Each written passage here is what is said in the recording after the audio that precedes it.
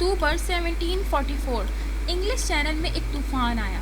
پرتگال کے ساحل کے قریب ایک فرانسیسی نیوی بیڑے کا پیچھا کرنے کے بعد واپس وطن کی جانب جاتے ہوئے برطانوی جنگی بحری جہازوں کا ایک بیڑا مشکل میں پڑ گیا تھا۔ اس بیڑے کی قیادت کرنے والا بحری جہاز HMS وکٹری پلےمت سے 50 میل ساؤتھ میں ڈوب گیا اور 100 میٹر نیچے سمندر کے فرش پر جا لگا۔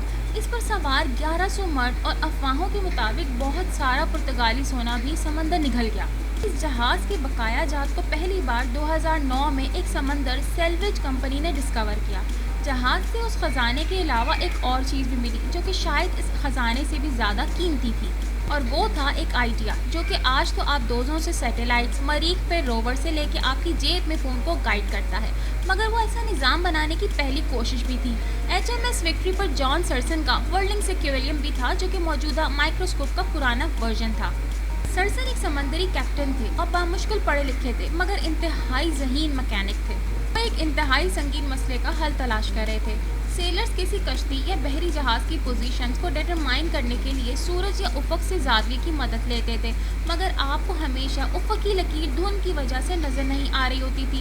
بچوں کے کھلونے لٹو کو دیکھ کر سرسن نے یہ سوچا کہ کیا وہ ایک مصنوعی لکیر افق بنا سکتے ہیں جو جہاز کی ہر طرف ڈولنے کے باوجود اپنی سروس کو اسٹریٹ رکھے۔ انہوں نے ایک لٹو نما ڈیوائس بنائی جس کی اوپری سطح پر ایک پالش شدہ دھاتی پلیٹ تھی جو کہ سینٹرل ایکسس سے ورٹیکل تھی۔ اگر اس لٹو کو ہلایا جاتا تھا تو وہ جلدی واپس اپنی جگہ پہ آ جاتا تھا۔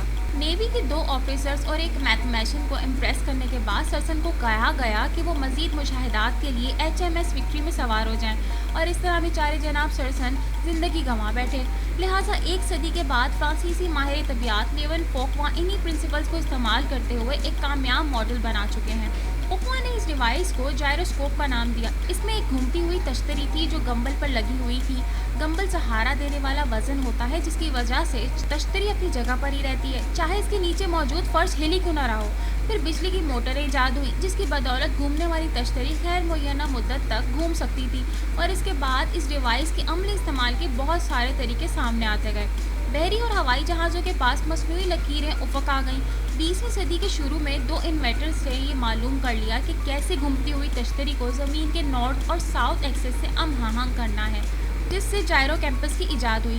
اور جب ان ڈیوائسز کو دوسرے ڈیوائسز کے ساتھ جیسے ایکسیلرو میٹرز اور میگنیٹو میٹرز کے ساتھ جوڑا گیا تو اس سے یہ انفارمیشن ملنا شروع ہوئی کہ آپ کس طرف اوپر جا رہے ہیں اور کس سمت بڑھ رہے ہیں۔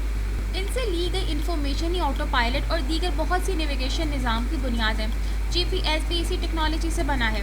گھومنے والی ان میٹل پلیٹس کو کس قدر چھوٹا بنایا جا سکتا ہے اس کی ایک فزیکل حد ہے، مگر ٹیکنالوجی کی مدد سے جائروسکوپ کو انتہائی چھوٹا کر دیا گیا ہے۔ وائبریٹ کرنے والے مائکرو الیکٹرک میکینیکل جائروسکوپ صرف چند مربع ملی میٹرز کے ہوتے ہیں۔ جیسے یہ ڈیوائسز چھوٹی ہوتی گئیں، کمپیوٹرز تیز ہوتے گئے، بیٹریز کا وزن کم ہوتا گیا۔ یہ device smart phones, robots, video games, consoles اور ورچوئل ریئلٹی ہیڈ سیٹس میں بھی آنے لگے۔ لیکن ان سب کے علاوہ ایک اور ٹیکنالوجی بھی ہے جس کے بارے میں لوگوں کو کافی تجسس رہا ہے، اور وہ ہے ڈرون۔ دنیا کی پہلی بغیر پائلٹ کی پرواز کے بارے میں کہا جاتا ہے کہ یہ 1849 میں ہوئی، فوکوا کے جائروسکوپ سے تقریباً 3 سال پہلے۔ آسٹریا نے وینس پر حملہ کرنے کے لیے غباروں سے بم لٹکا کر امید کی کہ ہوا کا رخ درست ہوگا۔ یہ ایکسپیریمنٹ زیادہ کامیاب نہیں تھا، کچھ بم آسٹریا میں ہی گر گئے، مگر ملٹری ضروریات ہی ڈرون سازی کے عمل کو آگے بڑھاتی رہیں۔ اگر آپ آج سے 4-5 سال پہلے ڈرونز کے بارے میں ریسرچ کرتے تو شاید تمام اہم ترین کہانیاں آپ کو جنگ کے بارے میں ہی ملتی، لیکن پھر ایک دم معاملہ الٹ ہوا اور تفریحی ہوابازیوں کی طرف چلا گیا۔ ڈرونز اب ایک عام سی بات بنتے جا رہے ہیں۔ یہ ایریل فوٹوگرافی، فلم میکنگ سے لے کے دور دراز علاقوں میں میڈیکل امداد پہنچا رہے ہیں، مگر اصل تبدیلی تو وہ ہوگی جب ڈرون روزمرہ کے کام کرنے لگیں گے، ٹیکسیاں بن جائیں گے یا سودل سلف لانے لگیں گے۔ چین کے دیہاتی علاقوں میں ڈرون ٹیکنالوجی تو تیزی سے مقبول ہو رہی ہے کیونکہ یہاں پر انتظامی ڈھانچے نہیں ہیں جیسے کہ سڑکیں۔ مثال کے طور پر جیانسو صوبے میں زیانگو گاؤں میں زیادہ تر لوگوں کے پاس گاڑیاں نہیں ہیں، تقریباً نصف لوگوں کے پاس تو صرف فریج ہوگا، مگر یہاں لوگ اپنے موبائل فونز پر ہر قسم کی آن لائن شاپنگ کرتے ہیں۔ تقریباً دن میں 4 مرتبہ ویئر ہاؤس میں کام کرنے والے ایک ڈرون گاؤں کی طرف بھیجتے ہیں جو کہ 30 پاؤنڈ وزن کی اشیاء 45 کلومیٹر کی رفتار سے لے کر آتے ہیں۔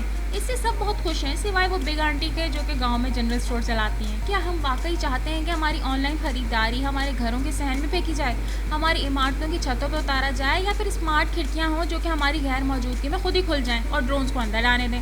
کیا زیادہ سخت سخت فضائی قوانین کی ضرورت ہے تاکہ ایک ڈرون ہیتھرو اور گیٹ وے ہوائی اڈوں پر ہونے والی سینکڑوں پروازوں میں تاخیر کا باعث نہ بنے۔ ایک اور مسئلہ ہے جو جان سرسن کو بھی پیش آیا تھا، وہ ہے موسم۔ اگر ہم نے فضائی ڈیلیوری پر ریلائی کرنا ہے تو انہیں ہر قسم کے موسم میں کام کرنا ہوگا۔ کیا ڈرونز ایسے موسم کا مقابلہ کر سکیں گے جو بحری جہازوں کو ڈوبنے نہ دے؟ شاید تبھی جائروسکوپ کا وعدہ پورا ہو جائے۔